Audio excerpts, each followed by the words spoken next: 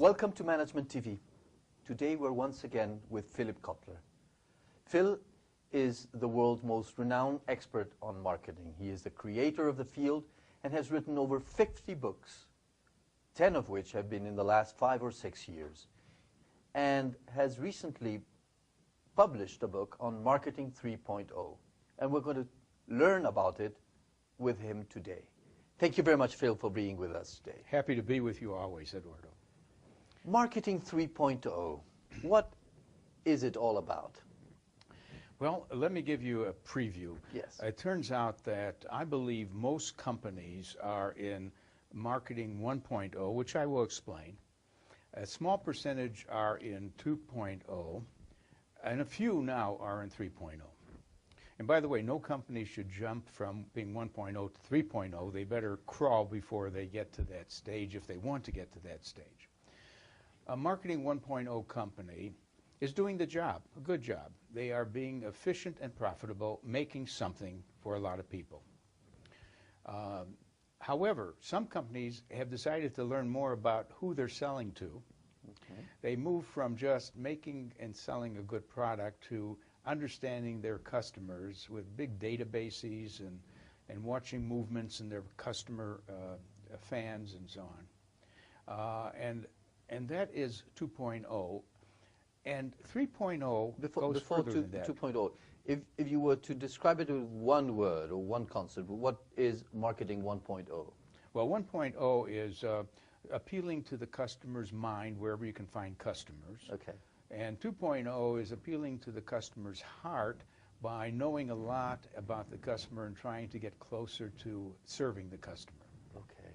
And now, yes, Marketing 3.0? And Marketing 3.0 is about knowing the customer is more than a person simply interested in a product that you're providing, but is a person who has concerns. Because the world is kind of getting more and more unstable. There's the question of, will the planet run out of resources? There's the question of poverty, water shortage. And so it's a context for a company saying, we care too. We not only want to sell what you want in the best form possible, but we would like to make sure that we understand the world you're living in, and we're trying to make a difference and also make a better world. That's 3.0. In one word would be? Caring. Caring about the planet and the world. Okay. Let's try to define the basic marketing concepts and apply them to Marketing 1.0, 2.0, or 3.0. Sure. For example, positioning. What is positioning? Well, positioning is letting your target customers know how you will differ from the other competitors in offering points of difference and not only points of parity. We use those terms. Most companies have to at least do the same thing the other companies are doing. Then they're on par with that. But you take a company like Starbucks, they're not only make sure that the coffee is fresh and that and it delivers what coffee should deliver, but they add much more. They're positioned as giving a finer coffee, more types of coffee, and a whole experience in a place where you're going to enjoy the moment of coffee. That's positioning. Segmentation. Segmentation is the recognition you can't serve everyone with equal satisfaction. I'll give you an example of that. McDonald's believes in a thing they call brand journalism. That is, they stand for this idea of QSCV. Let me explain. Their formula is always quality, service, cleanliness, and value. QSCV. But you know, what they should really emphasize differs from whether they're trying to reach the teenager, they're trying to reach the mother of children, the senior citizen. And so within the QSCV, they have a different but consistent message with the QSCV for each segment of the market. In both positioning and segmentation, the difference between Marketing 2.0 and 3.0 is to add those dimensions of caring society and planet? Yes, right. When you're a 3.0, you also have to be a 1.0 and 2.0. They're addition more pillars to your marketing strategies? By all means. Okay. Don't become good at 3.0 without being good, basically, with your basic product and your customer understanding. The marketing mix, Yes. the 4 Ps, Yeah. is it still a valid concept for the marketing 3.0? It is definitely still the basis of any brand plan, but there's one addition now called co-creation that was missing. Namely, the 4 Ps is what the company does on its own to set the product, features, the price, the place or distribution, and also the promotion. But you know, in setting those things, they ought to engage their customers who really love them. Let's assume that some companies have customers who love them. Companies like, for example, Harley-Davidson, where people who drive motorcycles, they often say, Harley, could we help you? You're making the next motorcycle. We have some ideas. Can we hang around? We don't want to be paid. We just want to join you. What are successful companies doing to co-create with their companies, with their customers, sorry? They're basically building a love affair with their customers. And I can say more about what we've learned about that. It's not only in a book, Love Marks, but there's a book called Firms of Endearment that have taught us how to turn on your own customers as well as your employees. There's a lot involved in getting closer to your. There's a thing we call crowdsourcing. It's a term used in a book called The Wisdom of Crowds, which say that there are a lot of people out there who would like to participate in your company in one way or another, and not only in what your product might become, but also what your advertising might become. Wonderful story about Doritos, which is a snack food like a potato chip. They decided not to use their advertising agency to develop a new ad campaign. And they said to all of you people who love Doritos, any of you who want to create a campaign for us, an advertising campaign, please send it to us. We will choose the best ones and reward you for it. And not only that, the very best one will be used for our next campaign, which means that they're bypassing the ad agency, and they ended up with a brilliant campaign that no ad agency would have probably, with its narrow interest in a few concepts, have come up with. That's crowdsourcing, getting the crowd to join you, or it's co-creation with your fans. That's a great example on one of the 4 Ps, that would be the promotion. Yeah. Let's take on the product side. Yeah. How can you invite specifically your customers or customers to design the product with you? Well, you know, it's been done for a long time within the B2B world, the business-to-business world. Any business firm that's making a technical component will go through an alpha and a beta test. Now, the alpha test is to make sure that the component works, doesn't break down inside the company using your own scientists. But then they select a subset of customers with whom they have a good relation, and they ask them to try the product and to suggest any improvements before they do a launch of the final product. So beta testing is the same as co-creation. Okay. Question is, what about a consumer packaged goods company? Well, they do it by having maybe a consumer panel. In fact, do you remember research being done at MIT called lead users? Lead users. No. The professor in that area has shown many companies that they will always have some users who are demanding. In fact, they take the product they just bought from you and improve it themselves. It could be a computer where they play around with the software or the hardware and make it work better. So lead users is another version of watching people take your product and make it better.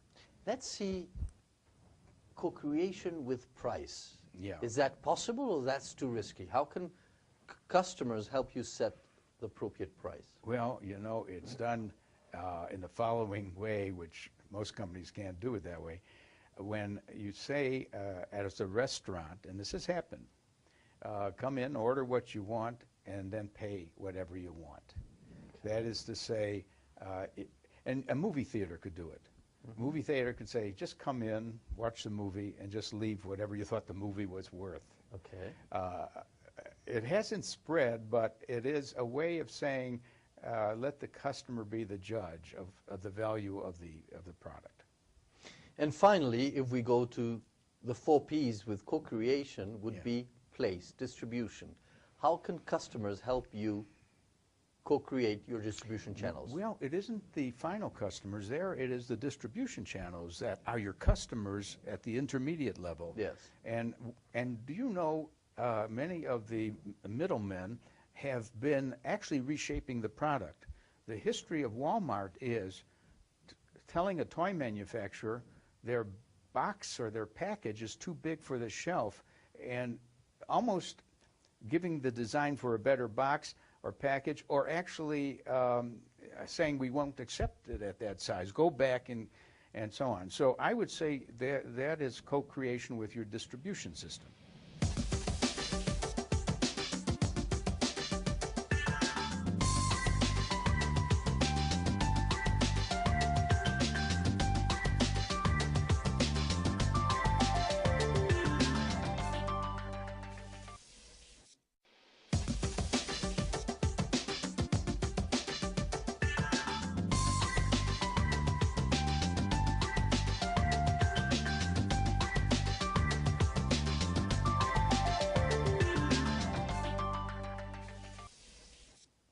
When you're talking about marketing 3.0, the marketing of the spirit, the marketing of values, is that just a marketing strategy, or it has to be a management philosophy? Can you treat the client differently from what you treat the employees? No, as a matter of fact, this marketing 3.0 could be renamed management 3.0. Yes. It really is more than a department's adjustment to opportunities. In fact, the book I wrote with my co-authors, Marketing 3.0, has a whole section on the following. Marketing isn't what you do only to your customers. You've got to market to your employees. You've got to market to your distributors, to your suppliers, because you have to be a company that has partnered with the best employees, with the best suppliers, the best distributors. You will never win if you are doing it all by yourself. And the key there, when I use the word market to your employees, I don't mean to manipulate your employees. I mean to understand them and their needs. Yes. And not only need for pay, need for a psychological psychic satisfaction. They should be proud of their company. They should say, it's wonderful that our company has organized a health program. So there's a gym and we can stay healthy. They've even asked us to volunteer if we want to for that city in which we operate, which has a cleanup campaign. So marketing to the employees is to sort of serve them too, and to serve your distributors. It's stakeholder theory. Everyone who's a partner should get fair rewards for their team. It's building a team. Management 3.0, I love that idea. Yeah. There are a few terms that I'd like you to define. I know you're working on. One would be storytelling and marketing. Yes, I believe that marketing is more of a conversation. In fact, what is shaping the image of brands is not the company that thinks it's controlling the brand. The brand is being owned by the consumers, and they tell stories. Okay. And we should. Do you know what we can do with the Twitter? I discovered this, that Twitter is not just about twittering. And I could be saying I'm in Sao Paulo now to those who want to follow what I'm doing, or I could follow what Madonna's doing. All right. But it's keywords. I could find out what is being said about the Prius automobile. Okay. I just put it as a keyword on Twitter, and if it comes up in any conversations, I may have about 500 conversations which mention the word Twitter. Prius. That means the Prius. And then that means I can learn if I mentioned at all as the company Prius, if I mention mostly favorably or unfavorably. And companies have to recognize that they're being discussed. They're in a fishbowl, being observed and talked about. So conversation and storytelling is very important. There's going to be bad stories about you and good stories. I think a company sometimes recognizes a bad story, and the smartest thing it could do is say, you know, some people are dissatisfied about something. We're doing our best to correct that. Demarketing. Yes, I am concerned about maybe reaching and returning to the age of demarketing. Now, what do I mean by that? Imagine the time when we had shortages, like during a war or something. People had to line up. No marketing was done, right? Because if you're going to do any marketing, you're going to try to reduce the demand, make the line shorter. You're going to raise the price. You're going to make your product simpler. Rather than adding features, you may make them just simpler so you can make more of them. So demarketing is to use marketing in reverse, and you do that when you get limits to growth, when you're running out of resources, where you don't have to market anymore. Look at California. You know they have a water shortage. They want people to be more careful using water. So what they say is, don't shower every day. Don't water your grass every day. They're demarketing. Inside marketing. Well, it's sometimes easier to market to your customers than to market to the other functions. I mean, if the other functions have a low opinion of marketing, sometimes it's deserved, by the way. It's deserved because marketing has no accountability. They ask for a lot of money. We don't get the return on marketing investment called the ROMI. What is the ROMI? So how do I get to work very well with the manufacturing people who are mad at us because we have promotions and screw up their manufacturing timing? How do we get the finance guy to accept the $10 million budget that we need? Inside marketing. I now would ask for inside marketing in the sense of Intel inside or Lycra inside, when you put a product in other company's product, but you still want to market it. Well, this problem concerns a huge number of companies who make some product that is incorporated in a larger product. We wrote a whole book on that. We published it called Ingredient Branding. Okay. Now, the success stories are 3 or 4. Certainly, Intel is the best success story because I would never ask who made the chip. But now I won't buy a computer without the Intel chip. Gore-Tex. I want that outdoor clothing. Was that made with Gore-Tex? I want Gore-Tex to be the material. And then when it's the artificial sugar, you want that special sucralose or something to be NutraSweet. Yeah.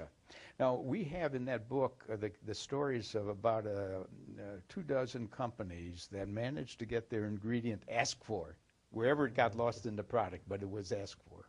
Ingredient marketing. Ingredient Great idea. marketing, yeah. Thank you very much, Phil, for being with us today. We always learn a lot. We are hoping to have your new books out soon, read them, and continue our conversations. Well, thank you very much. It's always fun talking to you, Eduardo. Thanks for your questions. And thank you very much for following us on Management TV. See you soon.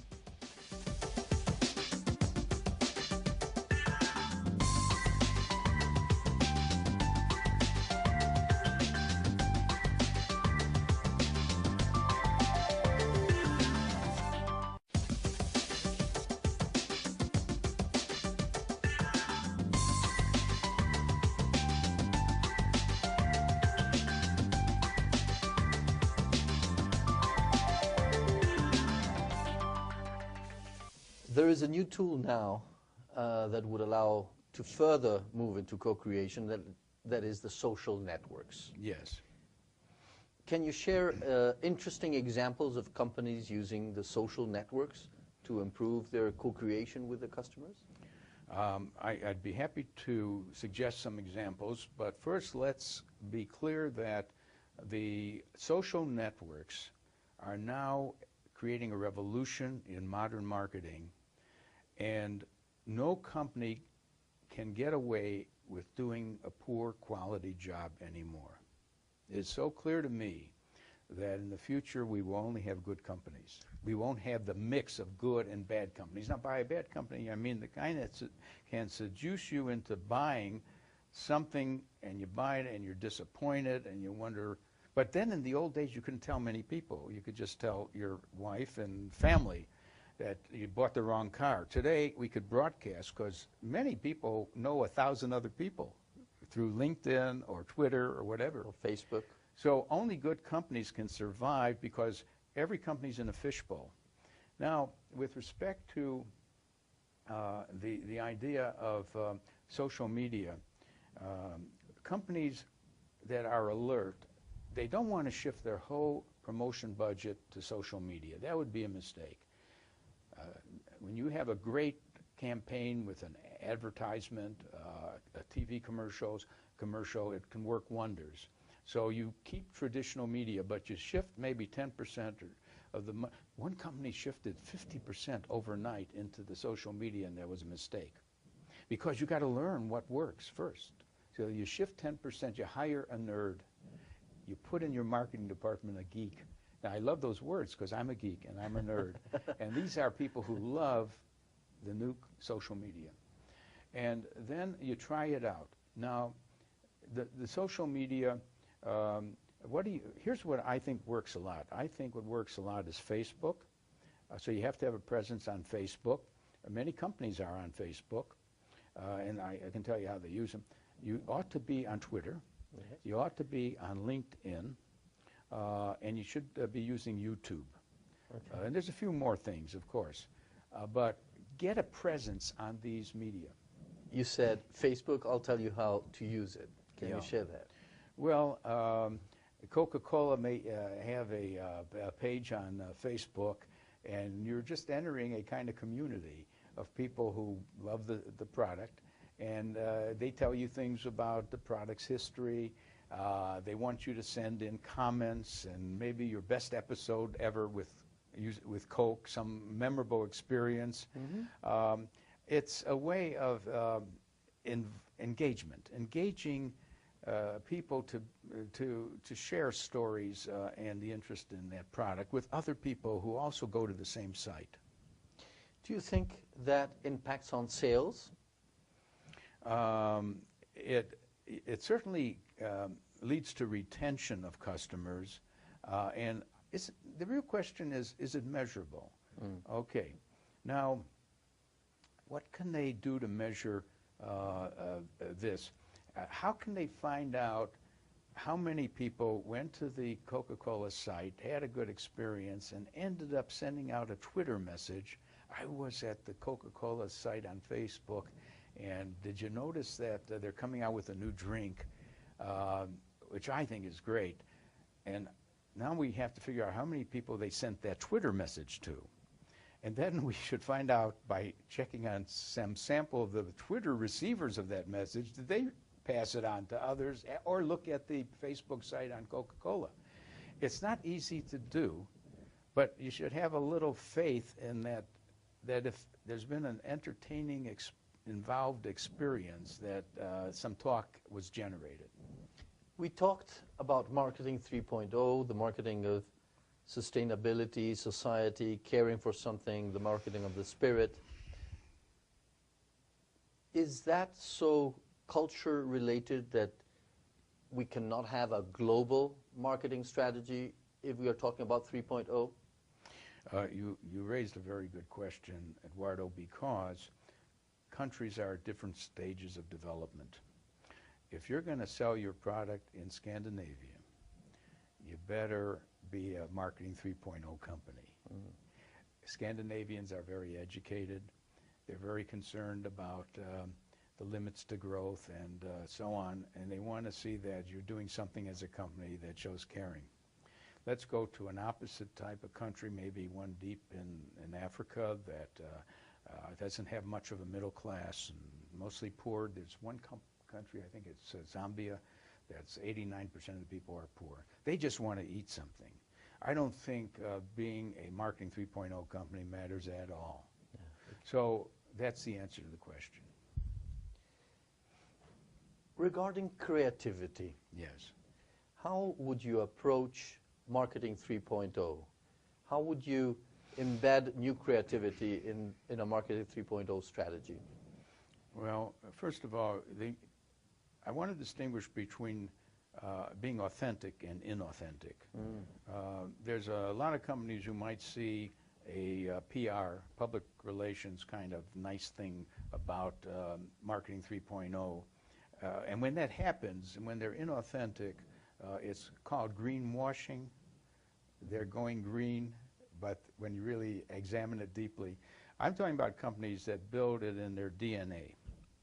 Now, how do you creatively commit to that?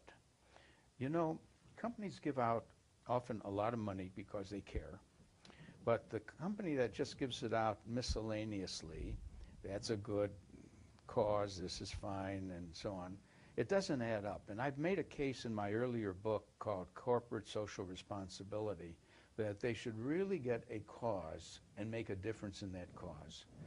Avon, the direct marketer who sells mostly to women, said that what really counts and what worries women, or again, look at the whole person, ask what their life concerns are, is breast cancer. And they have raised over $100 million over the years to help researchers find solutions to this problem. So the money isn't spattered around. Motorola likes to give money to engineering schools. Clearly they want better engineers, and that makes sense. So we examined 40 companies that really have a cause. And why shouldn't a company do that? A company is such a strong engine machine, economic engine machine. They should, of course, focus on their core products and services, but they are also so much better than government and even some NGOs to make a difference. Yes. And we admire those companies. That IBM does a lot of that. GE does a lot. They care.